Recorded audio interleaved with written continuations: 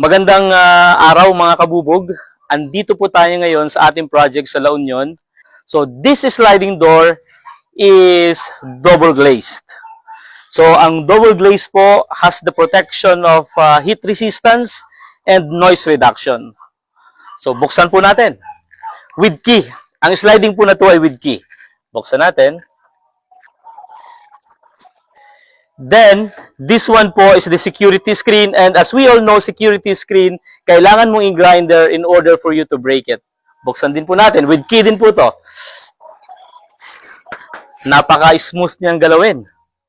Sarado po natin. Ayan, nakalak na po siya.